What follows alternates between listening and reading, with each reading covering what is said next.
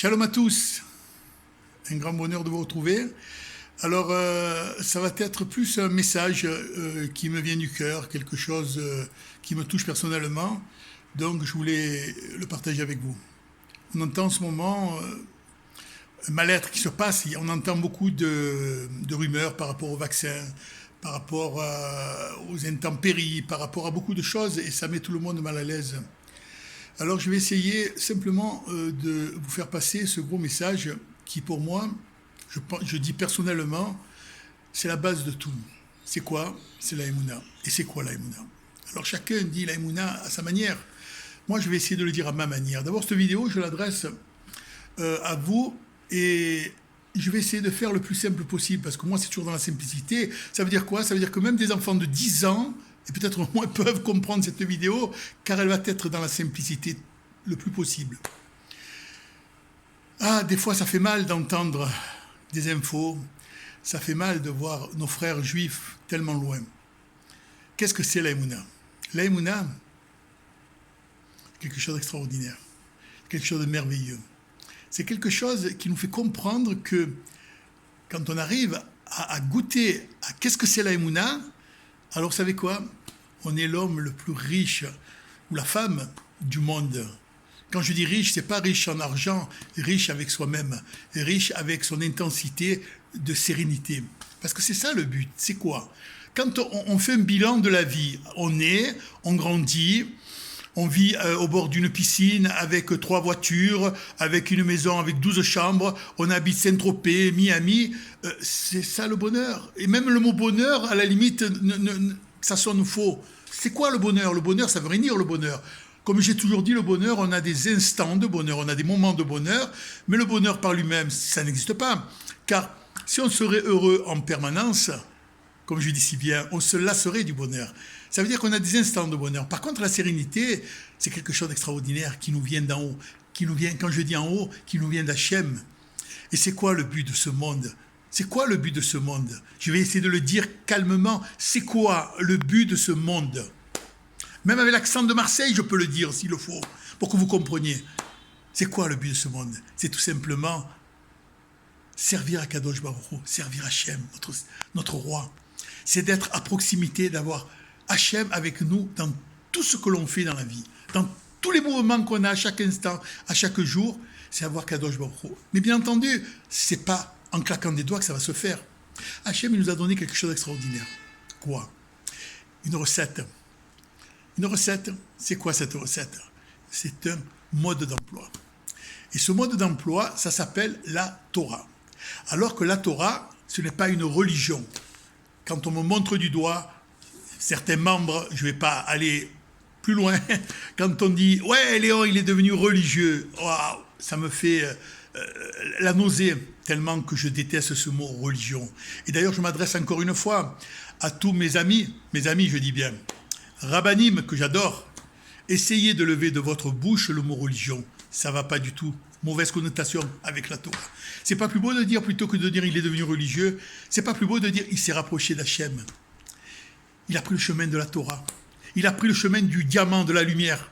C'est pas plus beau entre nous. Hein? Alors écoutez, j'ai envie de vous faire passer ce message pour vous dire que souvent, quand on dit le mot Torah, les gens, même le mot Torah, il y en a que ça les fait frémir. Ils n'ont pas compris que le mot Torah, le mot Torah veut dire enseignement. D'accord? Voilà. Enseignement. Donc, quand j'ai pris un chemin, j'ai pris un chemin d'enseignement pour me rapprocher de mon Créateur, de mon Roi. C'est ça le but de la vie. Mais ça, il ne faut pas que ça vous fasse peur. Ça, il faut comprendre que qu'est-ce que c'est la Torah? Je vais vous donner une petite anecdote, une petite parabole. Beaucoup de gens me disent Léon, à Jérusalem, c'est Yehuda, dis-moi, c'est quoi ton secret? C'est quoi cette pizza? C'est quoi cette pizza? Quand on la goûte, on la mange, les larmes, elles arrivent toutes seules, il nous faut un Kleenex, et en plus de ça, presque on fait tchouva de suite. C'est quoi? Il y a un secret, il y a un miracle. Alors, je leur dis non, il n'y a pas de miracle. Il y a tout simplement une recette, mais précise. Je ne vais pas vous la donner parce qu'après tout le monde va vouloir m'imiter. Non, en fait, quand il y a une quantité d'huile à mettre, alors qu'il y en a qui ne mettent pas d'huile, il y a une quantité de levure, une quantité d'eau, une quantité de farine. Ok, on obtient une pâte. une pâte. D'accord? Cette pâte, une fois qu'elle est prête, qu'est-ce qu'on fait? On la travaille. D'accord? On l'étale. Seulement, les gens ils s'imaginent que tu as travaillé ta pâte, tu la mets au frigo, tu la laisses relever, tu l'étales, tu mets ta sauce tomate, tu la mets au four, tu la sors, tu as obtenu une pizza exceptionnelle. Pas comme ça que ça se passe. C'est comme ça la Torah. C'est-à-dire que essayez de comprendre ce que je suis en train de vous dire.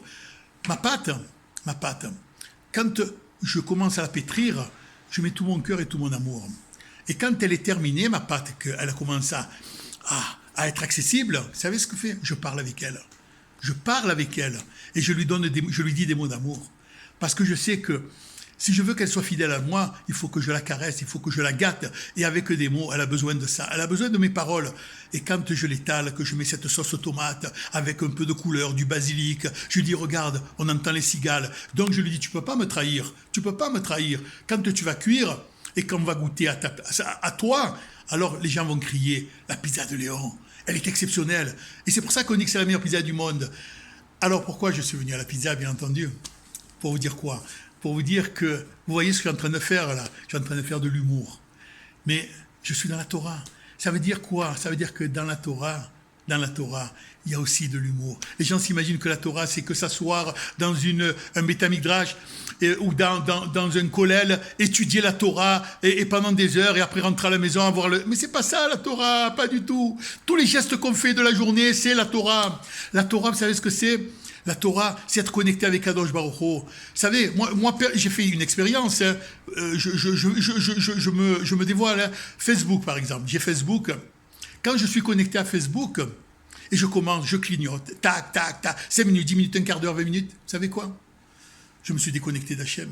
Je me suis déconnecté et je ne suis pas bien. Je crois être bien, mais je ne suis pas bien en fait. Et j'ai compris que pour moi, c'est un gros problème. Donc mon combat, c'est de me lever de Facebook et de tous ces réseaux sociaux, personnellement.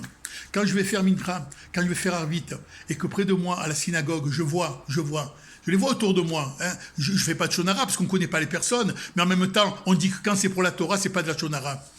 Que pendant la Hamida, les gens ils regardent leur téléphone pour savoir s'ils ont reçu un message ou pas, sans compter des téléphones qui sonnent en plein Hamida. D'accord? Essayez de comprendre ce que je suis en train de vous dire là. Essayez de comprendre ce que je suis en train de vous dire. Voilà. Alors écoutez-moi, mon message, c'est un message d'amour toujours. Moi, il n'y a que de l'amour, il n'y a rien d'autre. C'est de comprendre que j'ai trouvé le plus beau diamant qui n'existe jamais qui n'a jamais existé dans ce monde, c'est Hachem, c'est la Torah. Et vous savez quoi? Ça fait maintenant quelques années, 4-5 ans que j'ai fait tchouva, je suis à Jérusalem et pourtant je suis dans une ville, je le répète, Marseille qui est une ville exceptionnelle. Marseille, bord de mer, le vélo, le tennis, la piscine, j'avais tout. Tous les marchés, j'étais le number one sur les marchés. Je vendais mes t-shirts, mes vêtements enfants d'une manière extraordinaire, j'avais tout. Mais non, ma place elle est là, à Jérusalem, Yerushalayim. Parce que c'est là que ça se passe, vous comprenez? C'est là que ça se passe. Je vais vous faire une référence sur l'Aïmouna, quelque chose qui m'a bouleversé, qui m'a fait sortir des larmes, très touché. J'ai vu une vidéo récemment de Torah Box, je le dis Torah Box, je fais la promotion de Torah Box, car Torah Box c'est pour moi quelque chose d'extraordinaire, avec à la tête un homme exceptionnel, qui est le directeur de Torah Box. Là par contre je ne citerai pas de nom. Une vidéo extraordinaire, une dame avec son mari qui roulait un matin sur la route des Lattes, un accident, malheureusement il s'est passé, vous savez quoi? Elle raconte sa vidéo, mais alors j'étais bouleversé. Elle a perdu ses 2 petites filles. Écoutez bien ce que je suis en train de vous dire. Elle a perdu ses 2 petites filles. Est-ce qu'il y a plus grande épreuve que ça dans la vie? Est-ce qu'il y a plus grande épreuve que ça dans la vie? Je vous pose la question. Essayez de rentrer ça en tête. Il n'y a pas plus grande épreuve. Vous savez ce qu'elle dit dans la vidéo? À ce moment-là, elle a rencontré Kadosh Baruch Hu. Elle a rencontré Hachem. Elle a compris que ses enfants, ils sont dans le royaume d'Hachem et qu'elle les retrouvera prochainement. Là où j'en parle, vous savez, je suis tout en émotion. J'ai la chair de poule parce que cette vidéo, elle m'a bouleversé. Alors, vous savez quoi? Elle a compris la valeur de la tzinout. Elle a compris qu'est-ce que c'était faire Shabbat. Elle a compris qu'est-ce que c'est manger kasher. Elle a compris la beauté de la Torah. Et cette femme est vivante, et bien vivante, et elle vous parle de ça d'une manière extraordinaire. Allez voir la vidéo. Allez la voir, en ce moment elle tourne, c'est quelque chose d'immense. Et ça c'est juste un message pour faire comprendre que dans ce monde, nous sommes là pour servir Kadosh Baruch Hu. Il y a tout qui s'annonce, les intempéries. C'est un grand écran, on voit Jérusalem, tout un grand écran, immense écran. On le voit de nos propres yeux. le virus. Maintenant, on dit les gens qui sont vaccinés, dans 2 ans, il y en a qui disent, hein, les infos vont quitter ce monde. Mais des trucs incroyables, on entend des trucs. Et on ne sait pas, c'est vrai, c'est faux, on ne sait pas. Alors, il n'y a qu'une chose. Mais moi, je vais peut-être le dire différemment. Vous savez quoi? Teshuva. Pas tchouva. Tchouva en hébreu, il y en a qui ne comprennent pas. Teshuva. Ça veut dire quoi? Teshuva. Ça veut dire tout simplement changer. Ça veut dire simplement, ma vie, elle était comme ça avant. Mais moi, je veux qu'elle change ma vie. Moi, maintenant, je veux tout simplement dire merci à Kadosh Baruch Hu, parce que le matin, quand je me lève, que je fais Modéani, vous savez, je suis vivant et je suis milliardaire. Hachem, il me fait un chèque et il me dit, mais la somme que tu veux. Je n'ai pas besoin du chèque, moi. Moi, je suis connecté avec Kadosh Baruch Hu. Alors, peut-être c'est très orgueilleux ce que je vais vous dire. Vous avez le droit de le penser, mais je ne vous en veux pas. Je me lève tous les matins à 1h25, pas et demie, et 25 pour être au mikvé à 2h du matin. Imaginez un peu, alors que je suis à la retraite, je peux largement dormir jusqu'à midi. Hein. Après, bien entendu, je vais faire mon tikkun ratzot, tikkun aklali, je vais au kotel prier. En ce moment, c'est les slichot, c'est magnifique. Et après, je rentre à la maison, je mets mon petit déjeuner léger et je vais faire du sport. Jusqu'à 11h midi, je pars 3 heures de sport. Mais le sport assez intensif quand même. Et regardez dans l'état que je suis. 66 ans, je me sens lumineux. Un petit bébé qui vient de naître. Parce que moi, je vois le monde futur, je vois le Olam Haba. Et ça veut dire qu'on est là pour l'éternité. Ça veut dire qu'Hachem, il va m'envoyer une femme, certainement jeune, et qui va me faire des enfants. Ça, c'est certain. Vous savez pourquoi je vous dis ça? Je vous dis ça parce que c'est ça, la Emouna. C'est ça. Alors, quand on voit nos patriarches, Yaakov, 83 ans, son premier fils Réhouven, je pense que c'est ça. 83 ans. Alors, on dit, ouais, mais c'était avant. Mais nous, c'est plus qu'avant. Nous, c'est plus merveilleux qu'avant. On est là, on ferme la boucle. Nous, c'est l'éternité qui nous attend maintenant. Et je crois que c'est ça qu'on n'a pas compris. C'est ça qui n'est pas rentré encore en nous. Ça, on ne l'a pas compris. Alors, écoutez bien. Moi, j'ai envie de crier au monde entier, de vous dire qu'être juif, c'est l'éternité qui nous attend avec une joie, un amour qu'on ne peut même pas imaginer. On ne peut pas imaginer, c'est impossible de l'imaginer, on ne peut pas, ça n'existe pas tellement. Et quand on va voir notre passé, par nos souffrances, certainement, mais moi maintenant, souffrance, je l'ai remplacée par exercice, et là on va dire, waouh, moi je me suis plaint à ce moment-là, quand je vois ce qu'il me donne Kadosh Baruch Hu, mais il nous le donne dès maintenant, Hachem. C'est qu'on ne le voit pas, c'est qu'on ne veut pas le voir. En fait, pour conclure cette vidéo, j'ai envie de vous dire une chose, le problème que nous avons tous, et je l'ai compris, c'est qu'on a tous des miroirs, mais il faudrait essayer de se concentrer quand on prend un miroir avec une lingette, bien la nettoyer et bien nettoyer ce miroir, mais alors vraiment passer un quart d'heure s'il le faut et le nettoyer au maximum. Et à ce moment-là, on essaie de se regarder. Pas de se voir, hein. Voir c'est pas bon, non, de se regarder. Vous savez quoi? Intensément, profondément. Et là, c'est à nous de savoir qui nous sommes réellement. Qui nous sommes réellement. Et on jette à la mer l'orgueil, l'ego, tout ça, on jette, on ne veut pas de ça. Ça, c'est pas la Torah, ça. Kadosh Baruch Hu, le balayeur, il a autant de lumière et de émouna par rapport aux plus grands rabbinim qui étudient ou qui donnent des cours, mais en galoute, que ce soit en France, ça je le dis tout haut, et je peux faire un débat avec qui il veut.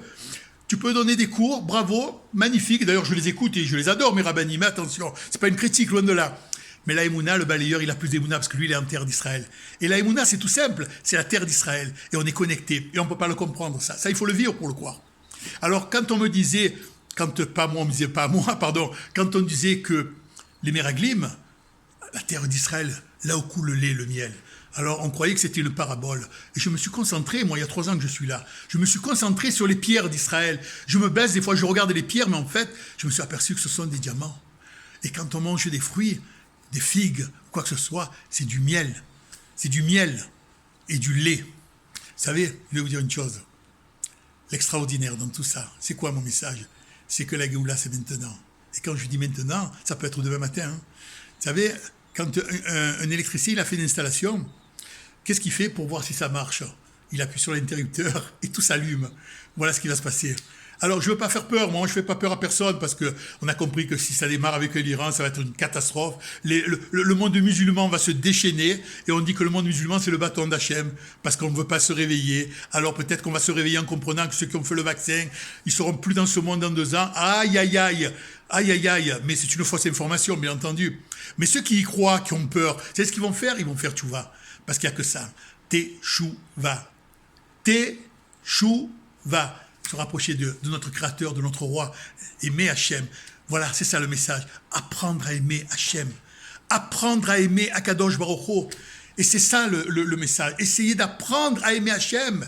Arrêtez de vous faire des barrières bêtes, idiotes, qui ne servent à rien. Vous passez des heures devant Internet, Facebook, et alors qu'on vous demande simplement un quart d'heure, parle avec Hachem.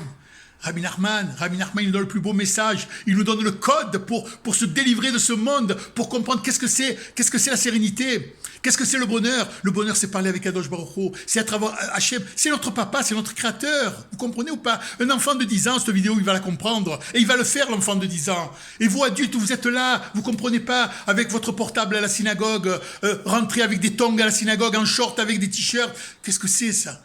Qu'est-ce que c'est? Mais vous n'êtes pas prêts pour la Géoula. Et ça va être dur pour vous. Et je conclus cette fois, parce que c'est vrai, quand je suis parti, je ne m'arrête plus.